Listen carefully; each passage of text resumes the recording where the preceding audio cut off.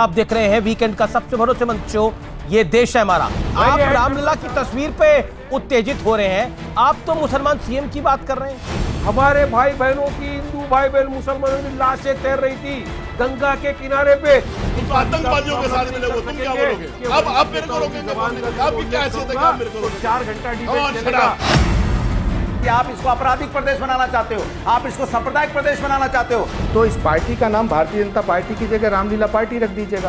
आप जैसे ढोंगी लोग जो आते हैं ना, ये ढोंगी लोग आते हैं जो है दाढ़ी बढ़ा के बैठ के यहाँ पर ना, ये तुम्हारे संस्कार। आप देख रहे हैं ये देश है हमारा, अमीश देवगन के साथ। नमस्कार व्यूअर्स, मैं हूं अमीश देवगन और आप देख रहे हैं वीकेंड का सबसे भरोसेमंद शो ये देश है हमारा। और इस हफ्ते ये देश है हमारा में हम बात करेंगे उत्तर प्रदेश में होने वाले चुनावों की, यानी 2022 में जो चुनाव होंगे उससे पहले बीजेपी ने जो 12 पन्नों की बुकलेट निकाली है उसमें राम, प्रभु राम की तस्वीर भी है और काम की बात भी है, माफिया राज पर जो वार किया है उसकी बात भी है।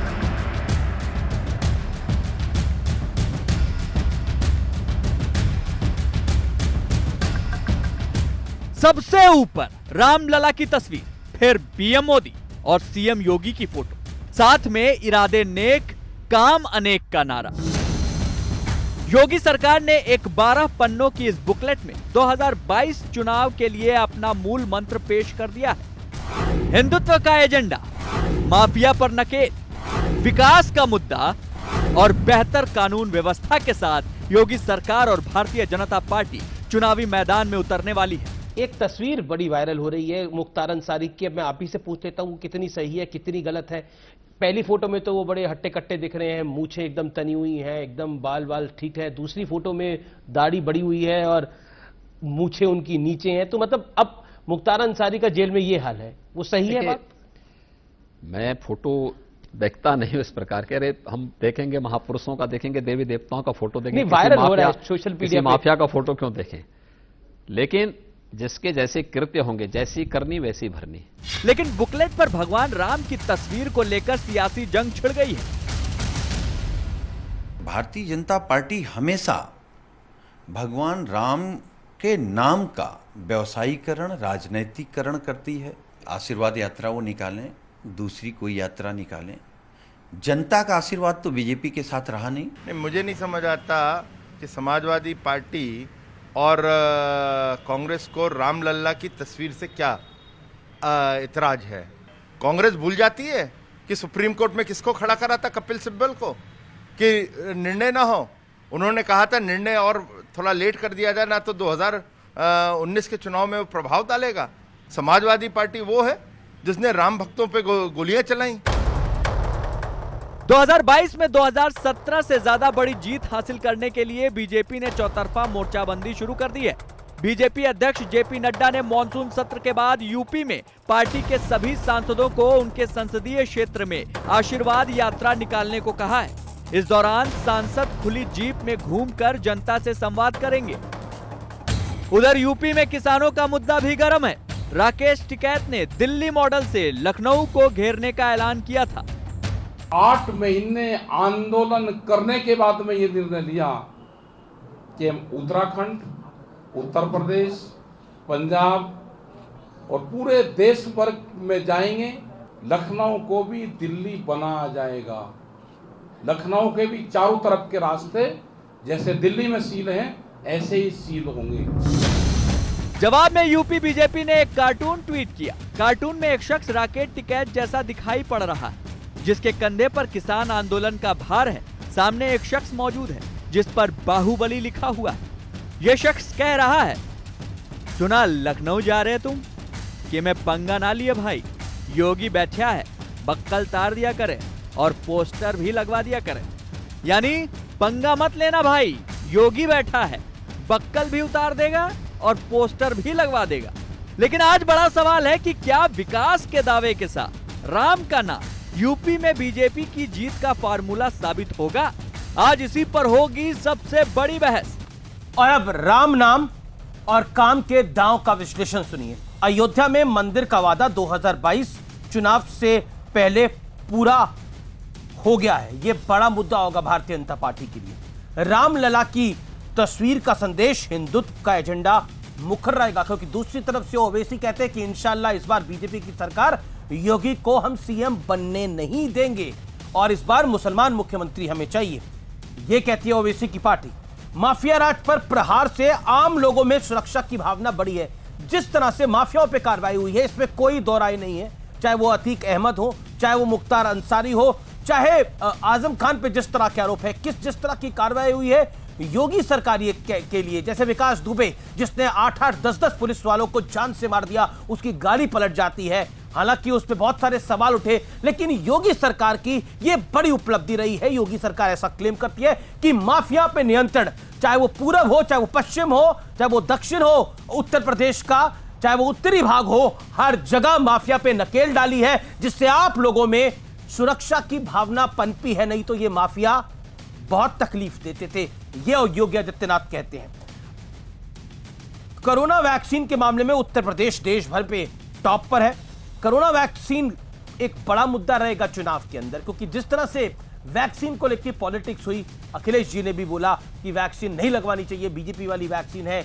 सपा के कुछ सांसदों ने बोला कि देखिए ये जो वैक्सीन है इससे बहुत कुछ दिक्कतें आ सकती हैं। कांग्रेस ने भी बड़े सारे आरोप लगाए, तो ये बड़ा मुद्दा रहेगा। विकास और राम नाम के फॉर्मूले पर क्या यूपी में फिर भारतीय जनता पार्टी की सरकार आएगी मोदी और योगी के चेहरे के साथ? यह महत्वपूर्ण है। मेरे साथ बात करने के लिए आज की चर्चा में अनुराग भदौरिया जुड़ रहे हैं, समाजवादी पार्टी के प्रवक्ता नेता। मेरे साथ सतीश महाना है, कैबिनेट मंत्री है उत्तर प्रदेश की सरकार में, उनका अभिनंदन है। मेरे साथ के शर्मा है, भारतीय जनता पार्टी के केंद्रीय नेतृत्व से प्रवक्ता है बीजेपी के। मेरे साथ आचार्य प्रमोद कृष्ण है, आज प्रियंका गांधी वाड्रा जो कि उत्तर प्रदेश की सर्वा है इस समय, उनके एडवाइजर हैं। मेरे साथ वारिस पठान है ओवैसी साहब की पार्टी से। मैं 50-50 सेकंड शुरुआती मौके में सबको देता हूं। मैं सतीश महाना और अनुराग भदौरिया और के शर्मा आप ही से शुरुआत करता हूं। पहले अनुराग भदौरिया आपसे 40 सेकंड में एक बात का जवाब दीजिए। योगी आदित्यनाथ कहते हैं कि हम राम का नाम भी लेंगे, हम काम की बात भी करेंगे, और माफियाओं पर जो हमने कार्रवाई करी है, यानी उसमें आजम खान का नाम भी आता है। आजम खान खुला घूमते थे आपकी सरकार में, उनकी भैंसे पकड़ने के लिए पुलिस घूमती थी, अब पुलिस उनको लेके घूम रही है। फर्क यह आ गया है। बताइए अनुराग भदौरिया, कैसे निपटेंगे योगी नाम की आंधी से?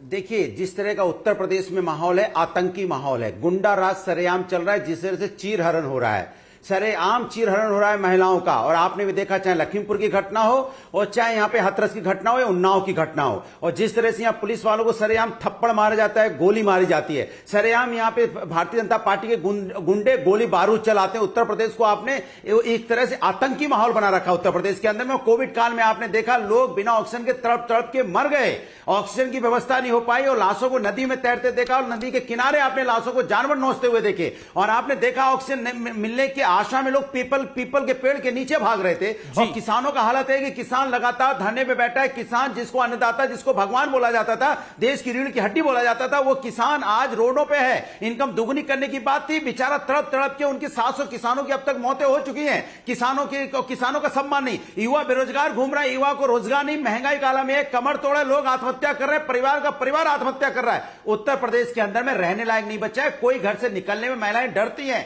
ये योगी राज उत्तर प्रदेश के अंदर में, उत्तर प्रदेश रहने लायक नहीं बचा है। आप कहां रह रहे हैं अभी? आप कहां रह रहे हैं अभी? मैं जानना चाह रहा हूं इस समय आप कहां पर हैं? अगर उत्तर प्रदेश रहने लायक नहीं बचा है तो मैं आपसे जानना चाह रहा हूं कि आप कहां पर हैं? समाजवादी पार्टी का हेडक्वार्टर कहां पर है? अरे उत्तर आप कहां पर हैं इस समय? बिल्कुल बताइए अनुराग। अगर उत्तर प्रदेश रहने लायक नहीं बचा है, इस समय मैं भी कार्यक्रम उत्तर प्रदेश से ही कर रहा हूं, उत्तर प्रदेश की ये बड़ा आरोप आपने लगा दिया कि उत्तर प्रदेश रहने लायक नहीं बचा है। उनके आप कहां रह रहे हैं इस समय अनुराग जी? उनके विधायक खुद ही शिकायत करते हैं। नहीं, विधायक शिकायत कर रहे हैं, सांसद शिकायत कर रहे हैं, मंत्री शिकायत करेंगे, इनसे मैं बाद में निपटूंगा। लेकिन उत्तर प्रदेश में आतंकी माहौल है, रहने लायक नहीं बचा है, बीजेपी के गुंडे हैं। 3 बातें आपने बोली। मैं जवाब लेने के लिए सतीश महाना और के शर्मा के पास जाऊंगा। Hold on sir, you made your point, sir you made your point. ये बड़ा आपने आरोप लगा दिया कि उत्तर प्रदेश रहने लायक नहीं बचा है। लेकिन अनुराग जी, आप कहां पर हैं? आप लखनऊ में हैं कि आप मुंबई में हैं या आप दिल्ली में हैं या आप कहीं और हैं या बंगाल में? 6 बजे के बाद निकलना मुश्किल है प्रभु। यहाँ दिन दहाड़े गोलियां चलती हैं, पुलिस वालों को आप थप्पड़ कहां मार पर दिया जाता है? है, पुलिस वालों को आपने बोला उत्तर प्रदेश में रहना मुश्किल है, मैं पूछ रहा हूं आप गुरुदेव कहां पर है? मुख्यमंत्री अनुराग, आप लंबी कहानी बता रहे हैं, समय जाया हो रहा है। देखिए, आपको मैंने 50 सेकंड दिए थे, आपने 1.25 मिनट लिया, आपने बड़े बड़े आरोप लगा दिए, आपने तो पहली बॉल पे छक्का मारने का प्रयास किया ना। तो अब मैं आपसे सवाल ये पूछ रहा हूं कि आप इस समय कहां पर हैं? बताने में क्या हर्ज है? आप उत्तर प्रदेश में ही हैं, लखनऊ में है, गोरखपुर में है, इटावा में है, कहां है, मैनपुरी में है, मत बताइए, लेकिन मैं आपसे पूछ रहा हूं कि कहां पर है आप? बात तो सुन लीजिए मेरे प्रभु। हाँ जी। अरे तो प्रभु बात सुन लीजिए। हाँ बताइए। महिलाओं से जरा पूछ लीजिए आप यूपी में है कि नहीं है? मैं पूछ रहा हूं, आप डर के मारे निकलते नहीं है। अनुराग भाई, आप तो कौन किसको लूट के भाग जाएगा? अनुराग भाई, मैं आपसे सवाल पूछ रहा हूं, आप कहां पर हैं? पे तो यहाँ पे चोरी, मैं नोएडा में हूं, मैं उत्तर प्रदेश में हूं, मैं बता रहा हूं, आप कहां पर है इस समय? अरे सर, आप कहां पर है बता दीजिए ना, निवेदन तो यही है। मेरी बात अभी भी नहीं समझे। अच्छा ठीक है, मैं आपकी बात समझ नहीं पा रहा, आप सवाल मेरा का जवाब नहीं देना चाह रहे। आप उत्तर प्रदेश में ही है मेरी जानकारी के मुताबिक, हमारा कैमरा तो उत्तर प्रदेश में ही आपके पास पहुंचा है। चलिए कोई बात नहीं, लेकिन उत्तर प्रदेश आपको रहने लायक इस समय नहीं दिखता। बीजेपी गुंडी पार्टी दिखती है आपको, बीजेपी के गुंडे दिखते हैं, बड़े बड़े आरोप लगाए, आतंकी माहौल है उत्तर प्रदेश के अंदर। सतीश महाना, यह आपने बुकलेट जारी करी है, कांग्रेस की तरफ से भी वार हो रहा है, पलटवार हो रहा है आपकी तरफ से भी, लेकिन सतीश महाना जी, अनुराग भदौरिया जो समाजवादी पार्टी के वरिष्ठ नेता प्रवक्ता हैं, वो कह रहे हैं कि देखिए उत्तर प्रदेश में आतंकी माहौल है और रहने लायक माहौल नहीं बचा है। लेकिन आपकी तो बुकलेट में पढ़ रहा हूं, वो कहती है कि आपने इरादे आपके नेक हैं और काम अनेक हैं।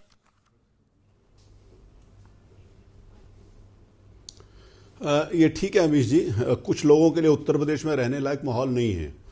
ये जिनको अपनी टिकट देकर अपनी पार्टी से चुनाव लड़वाते थे, चाहे वो मुख्तार अंसारी हो चाहे अतीक अहमद, वो स्वाभाविक रूप से जेल में, उनके लिए उत्तर प्रदेश में अब कोई जगह नहीं है रहने के लिए। इनको ये बात सही कहे, जितने भी गुंडे थे उनके लिए उत्तर प्रदेश में कोई जगह नहीं है, क्योंकि ये उनका नेतृत्व करते थे। इनकी पार्टी के सारे नेता अधिकांशतः उसी आधार पर आते थे जहां पर गुंडागर्दी और भय का वातावरण होता था। उनके लिए रहने के लिए जगह नहीं है, होनी भी नहीं चाहिए। आज उत्तर प्रदेश में कानून का राज है, हर व्यक्ति खुशहाल है, माताएं बहनें सुरक्षित हैं, किसी भी प्रकार का यहां पर डर नहीं है। योगी जी के राज में ये केवल उत्तर प्रदेश ही नहीं, पूरा देश इस बात को कह रहे हैं कि जिस प्रकार से लॉ एंड ऑर्डर के ऊपर कंट्रोल हमारे माननीय मुख्यमंत्री श्रीमान योगी आदित्यनाथ जी ने किया है, शायद देश में कहीं भी नहीं है। तो इनके लिए रहने की जगह नहीं है, वो होनी भी नहीं चाहिए, क्योंकि इनके राज्य में कौन था जिनको ये टिकट देते थे, इनकी पार्टी की टिकट के ऊपर जीते थे अतीक अहमद। क्या उनको रहने के लिए जगह होनी चाहिए? नहीं होनी चाहिए। क्या मुख्तार अंसारी को रहने के लिए जगह होनी चाहिए? नहीं होनी चाहिए। तो इन लोगों के लिए रहने के लिए जगह नहीं है, इनको अपनी बात वो याद है। दूसरी बात मैं ये पर कहना चाहता हूं कि ये सारी की सारी चीजें जहां पर इन्होंने उसकी कोविड की बात करी, इनके बहुत सारे राजनीतिक दलों के समर्थक अन्य राज्यों में ये पार्टी जिस समय जीतती है तो ये ढोल बजाना शुरू कर देते हैं। एक पुरानी कहावत थी कि अगर पड़ोस में बच्चा पैदा होता है तो कुछ लोग ढोल बजाने आ जाते, उनमें ये हैं। और जिस समय वहां पर आते थे ढोल बजाने के लिए, उन राज्यों के साथ अगर हम कंपेयर करें तो उनके बारे में ये सोच लें कि आज भी उन राज्यों का क्या हाल है। इस देश में रहने वाला कोई भी व्यक्ति किसी भी प्रदेश का हो, किसी भी जाति धर्म का हो, अगर उसको कोविड से प्रभावित होता है, उसकी मृत्यु होती है, तो यह दुखद है। ये बात इनको समझनी चाहिए। लेकिन अगर प्रबंधन के लिहाज से देखा जाए तो उत्तर प्रदेश जैसा प्रबंधन देश के किसी भी राज्य में नहीं हुआ, जहां पर ये चुनाव लड़ते हैं, जहां पर इनके समर्थक हैं, जहां पर इनकी सरकारें थी या अपने आप को क्लेम करते हैं, वहां पर भी इनके नहीं है। विकास के नाम पर आज उत्तर प्रदेश आगे चल रहा है। मैं इस बात को बड़े गर्व के साथ कहता हूं कि 14 में माननीय मोदी जी और 17 में माननीय योगी जी के आने के बाद देश की राजनीति की दिशा और दशा को बदलने का काम किया है। अब गुंडा राज की राजनीति नहीं है, संप्रदायवाद की राजनीति नहीं है, विघटनवाद की राजनीति नहीं है, भ्रष्टाचार की राजनीति नहीं है, अलगाववाद की राजनीति नहीं है। अब केवल एक राजनीति है, वो राष्ट्रवाद की राजनीति और विकासवाद की राजनीति है, इसके अलावा कोई राजनीति नहीं है। ओके, आपको क्या लगता है अनुराग जी, आजम खान जैसे व्यक्ति को जो बीजेपी ऐसा कह रही है, या फिर अतीक अहमद को, या फिर मुख्तार अंसारी को, इन सबको रहने देना चाहिए उत्तर प्रदेश के अंदर? गुंडा राज रहना चाहिए? मुझे तो बीएसपी का नारा याद आता है, चरगुंडन की छाती पर मोहर लगा हाथी पर, जिससे आपने गठबंधन कर लिया था। 40 सेकंड में जवाब सुन लीजिए जी सर। हाँ बिल्कुल, आदरणीय आजम साहब के ऊपर उन्होंने क्या बनाया, इतनी बड़ी यूनिवर्सिटी बनाने वाले को चोर बोलते हैं।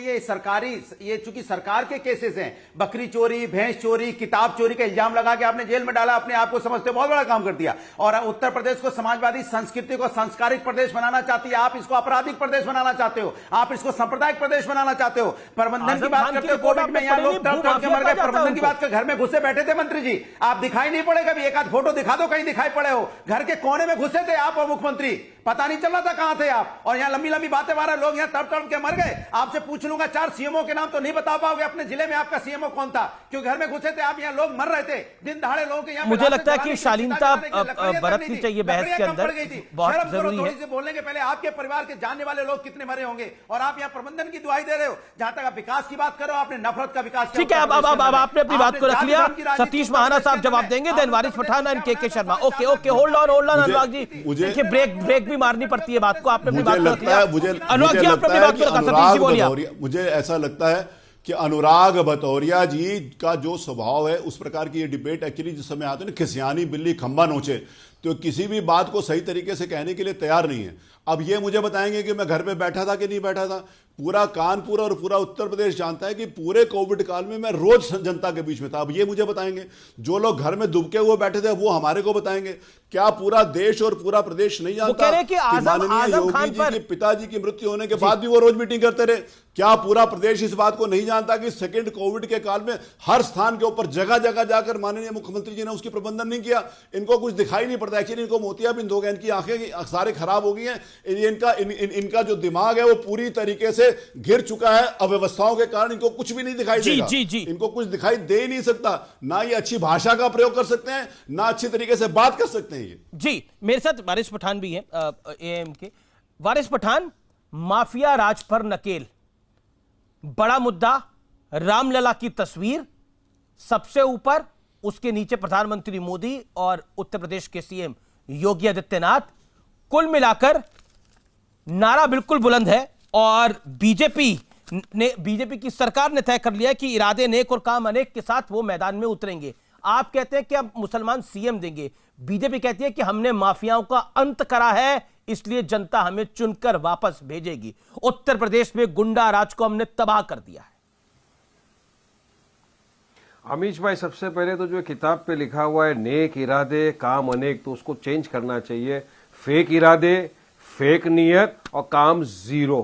क्योंकि देख लीजिए, आपका ये हिंदुत्व का लेके चल रहे मुद्दा है, लोग राम जी के नाम पर इन लोगों ने वोट लिया, राम जी के नाम पर सत्ता में आकर बैठ गए, और राम जी के नाम पर ट्रस्ट बनाया, उसमें गफला कर दिया, हमारे तो राम मंदिर भी तो बनवा दिया, आस्थाओं के साथ खिलवाड़ कर दिया, राम मंदिर भी तो बनवा दिया, उसमें 2 करोड़ की जमीन। अरे वो तो सुप्रीम कोर्ट के डायरेक्शन पे बनाया है साहब। कहां है अमीश भाई, आप तो सुप्रीम कोर्ट का ऑर्डर पढ़ा है कि नहीं? अब बात नंबर 2, ये बोलते हैं कि कोरोना के अंदर हमने इतना अच्छा काम किया। वाह, क्या काम किया कोरोना में आपने? हमने पूरे देश ने देखा, हमारे भाई बहनों की, हिंदू भाई बहन मुसलमानों की लाशें तैर रही थी गंगा के किनारे पे। उन लाशों को छुपाने के लिए पीली चादर डाल दी गई, चादर हटी, वहां कुत्ते उन लाशों को नोच रहे थे। तो उनके घर वालों को जाकर पूछिए कि जिनके लोग वहां पर मर गए थे उनसे कि क्या काम किया योगी ने। 4 से 5 लाख लोगों की जानें चले गई, और अब ये आकर बोलते हैं कि ऑक्सीजन का कमी थी नहीं वहां। अरे कल तो बोलेंगे कोई कोरोना से भी नहीं मरा। इतना तो इन्होंने लोगों का इस इमोशन के साथ खिलवाड़ कर दिया। अब बात नंबर 2, क्राइम कहां खत्म हुआ जरा बताइए। अभी जो चुनाव का वो चल रहा था, उसके अंदर एक महिला के साथ कितनी बर्बरता के साथ उसकी साड़ी खींची जा रही थी, आपने नहीं देखा था क्या अमीश जी? लेकिन वो माफिया देखिए कुछ हुआ है, और 100% क्राइम तो किसी मुल्क में, किसी स्टेट में कम नहीं हो सकता। वो कहते हैं माफिया राज हमने कम किया है। मुख्तार अंसारी, अतीक अहमद, आजम खान, गुंडा राज चल रहा है वहां पर। योगी तो फेल हो चुके हैं as the CM of Uttar Pradesh. Amish भाई, आप देखिए ना, कितने करोड़ों लोगों का रोजगार छीन गया, और बोलते आपने विकास कर दिया। बताइए मुझे, विकास कहां पर हो रहा है? हाँ, विकास हुआ है, पेट्रोल में इजाफा हुआ है, राम मंदिर के बारे में ये बात करेंगे, जिनको ना तो राम की संस्कृति मालूम है, जान इनको देश की संस्कृति मालूम है, जो केवल कड़वी बात और गंदी बात करने मंत्री जी का जवाब सुनिए, जिनके नेता और उनके भाई संप्रदाय के नाते से किस प्रकार से बात करते हैं ये बताएंगे।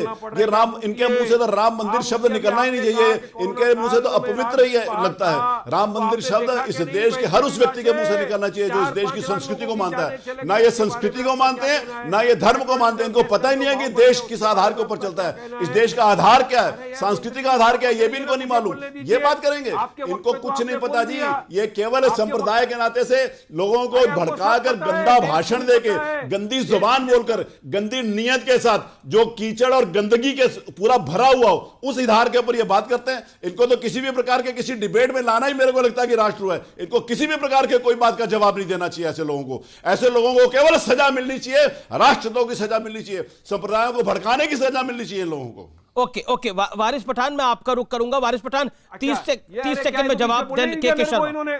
आप इसको बोलने नहीं दूंगा मैं। आप नहीं, आप बोलिए। ये क्या मेरी आवाज बंद कराएंगे? अरे उत्तर प्रदेश का आपने क्या कर दिया देखा है क्या? क्राइम बढ़ा दिया है आपने। उन करोड़ों लोगों की नौकरी जो चले गई उसके लिए क्या किया योगी सरकार ने? बताइए। 4 से 5 लाख लोगों की हत्या हो गई। मैं तो हत्या बोलूंगा जो कोरोना काल में लोगों की हुई, उसके लिए क्या किया योगी ने?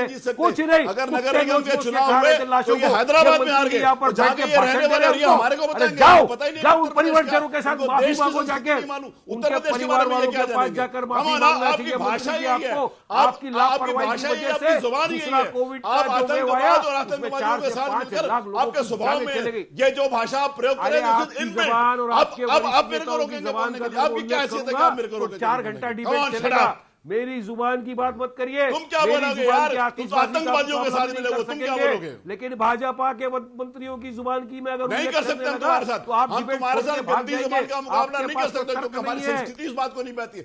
तुम गंदी बात बोल सकते हो, तुम्हारे साथ गंदी बात का मुकाबला हम नहीं कर सकते क्योंकि तुम गंदगी में पैदा हुए, तुम गंदी बात बोलोगे। जुबान के बारे में यहाँ पे उल्लेख भी कर दिया तो आप कुर्सी छोड़ के चले जाएंगे। पे बात करिए। वो 4 से 5 लाख जो जिनकी जाने मुझे लगता है कि भाषा की मर्यादा रहनी चाहिए। मंत्री जी, मैं आपका रुख कर रहा हूं। के शर्मा मेरे साथ लगातार जुड़े में। के शर्मा, देखिए बहुत बड़े बड़े शब्दों का इस्तेमाल हुआ इस कार्यक्रम के अंदर। आतंक की माहौल हो गया है उत्तर प्रदेश के अंदर। उत्तर प्रदेश रहने के लायक नहीं है, गुंडों वाली पार्टी है भारतीय जनता पार्टी। और आप कहते हैं इरादे नेक हैं और काम अनेक है, लेकिन आपको घेरा जा रहा है इन सब पे। और फर्जी मुकदमे आपने आजम खान पे कर दिए। विषयों का जवाब नहीं, ऐसा है अमित जी, इसका जवाब तो महाना साहब ने बहुत अच्छे ढंग से दे दिया उनको। और जहां तक गुंडा राज्य की बात है तो मैं कहता हूं कि पूरे देश में यदि आप सर्वे करा लें कि इस देश में कोई यदि राजनीतिक दल जिसको गुंडा यानी दल कहा जाता हो, जो गुंडागर्दी के लिए, गुंडा टैक्स के लिए यदि जाना गया और पहचाना गया पिछले कम से कम 3-4 दशकों से, तो वो समाजवादी पार्टी ही हुए। कोई भी इसमें सुबह संकोच नहीं है। तो आप जैसे ही कहेंगे कि राजनीतिक गुंडे, वो समझ जाते हैं कि समाजवादी पार्टी की बात हो रही है। तो इसलिए ये कहना कि कौन गुंडा है, कौन माफिया है, ये सब स्पष्ट है। और इन्होंने बाकायदा अपने कार्यकाल में ये सब चीज करके बताया है कि इस तरह से। और शुरुआत इन्होंने निहत्थे राम सेवकों पर, जो कार सेवक थे उन पर जो गोलियां चलाकर इन्होंने की थी, जिस ढंग से हत्या किया था इन्होंने जो है कार सेवकों का, उससे स्पष्ट था कि किस तरह से एक तुष्टीकरण के लिए ये किस हद तक जा सकते हैं। और इसके साथ ही मैं कहना चाहता हूं अमित जी कि इसको समझने की बहुत आवश्यकता है कि उस समय जब हत्या हुई, जब वो कार सेवकों की, तो ना कांग्रेस, ना बसपा और ना कोई अन्य दल जो उसकी निंदा किया हो, सब मुंह बंद करके बैठे थे, सब मुंह बंद करके बैठे थे। और यही सपा और बसपा ये नारे लगाते थे उस समय कि मिले मुलायम काशी राम, हवा में उड़ गए जय श्री राम। ये नारे लगते थे उस समय उस चुनाव में। तो जो भगवान श्री राम को हवा में उड़ाने की बात कर रहे थे, आज वो बसपा जाकर अयोध्या में मंदिर के सामने एड़ी रगड़ रहे हैं, अपनी पश्चाताप कर रहे हैं। और वो दिन दूर नहीं कि यही काम ये सपा भी कर रहे हैं। अब परशुराम जी की मूर्ति लगाने चले हैं क्योंकि राम जी के प्रति श्रद्धा नहीं, परशुराम जी जो उनके भक्त हैं उनकी मूर्ति लगा के। तो ये जो पाखंड है इन लोग का, ये साफ स्पष्ट है। इससे स्पष्ट है कि ये इस चुनाव में इनके पास कोई मुद्दे नहीं है, हमारे विरोध के लिए भी कोई मुद्दे नहीं है इनके पास। ये सिवाय वहां पर जैसे वारिस पठान वहां पर मुसलमान मुख्यमंत्री बनाने की बात कर रहे हैं, मुसलमान मुख्यमंत्री बनाने की वहां अपील करके तुष्टीकरण कर रहे हैं, ध्रुवीकरण कर रहे हैं। यही काम वहां सपा और बसपा भी करने जा रही है। तो इससे स्पष्ट है, तुम्हारी इस परिस्थिति स्पष्ट है अमित जी। वहां जो है आपकी सुनिश्चित है। एक बात कह के अपनी बात समाप्त कर दूं, मात्र एक बात कह के अमित जी, अभी वो इनके वारिस पठान जी ने कहा, आज स्पष्ट किया कि नहीं, वो मंदिर तो सुप्रीम कोर्ट के आदेश पे बनना है। तो ओवैसी साहब सुप्रीम कोर्ट के आदेश, सुप्रीम कोर्ट के निर्णय का विरोध करते हुए इस मंदिर निर्माण जब निर्णय है उसका विरोध क्यों किया उन्होंने? आज भी वो विरोध करते हैं, लेकिन आज भी वो विरोध करते हैं। वो कहते हैं कि इस पर आस्था के आधार पर निर्णय हुआ। ये देश है हमारा में रुकते हैं एक अंतराल के लिए, ब्रेक के बाद भी